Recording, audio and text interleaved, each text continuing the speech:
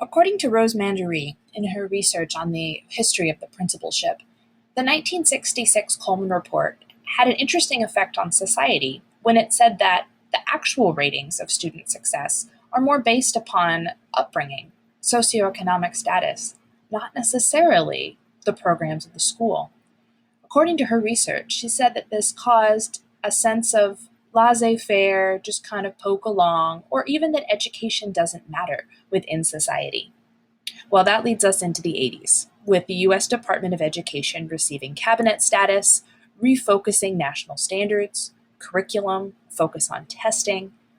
This also leads us to the 1983 A Nation at Risk. This report calls out, quote, a rising tide of mediocrity.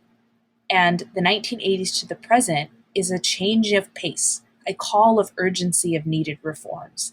As A Nation at Risk says, quote, history is not kind to idlers, unquote. So we see a pace of change, a speed of change with greater complexity than what we've seen in the past. Given the 2002 No Left Behind Act, principals here reported spending substantially more time in instructional leadership capacities, professional development, goal setting, public reporting, and rating. Educational leaders had to exhibit many skills as change agents to build relationships, in addition to the more managerial requirements of the past, such as data collection and reporting. In the 2009 Race to the Top, funding sources for grants were based upon these wide-sweeping reforms, and successful educational leaders were required to have knowledge, skills, and passions for improving teaching. According to researchers Fusarelli and Militello, educational leadership was impacted with more stressful environments, politically motivated agendas, and several very time-consuming and complex reform initiatives. The 2015 Every Student Succeeds Act. This one replaces No Child Left Behind.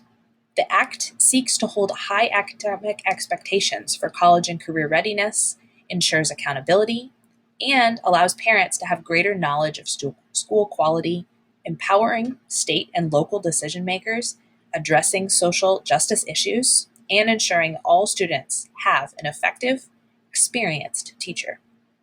Here, educational leadership in the future, people will have to be strong instructional leaders, in addition to being keen managers of time and data, and be able to address equity within staffing and student populations. Essentially, the times have grown more complex. Expectations of good leaders are complex.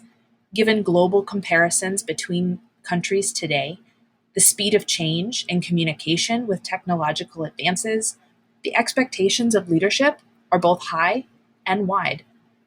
Notice the name of these initiatives on the slide: No Child Left Behind, Every Student Succeeds, and A Race to the Top.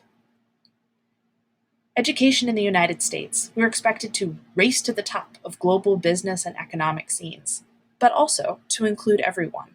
No child should be left behind. Every student should succeed.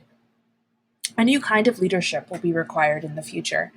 Gone are the days of the leader as an administrator, only as a teacher supervisor, ensuring that students learn, but generally is separated from the teaching of students. Gone are the days as the leader as manager, just focusing on the nuts and bolts of the school. The new leader of today is different, in some ways encompassing all of these qualities and more.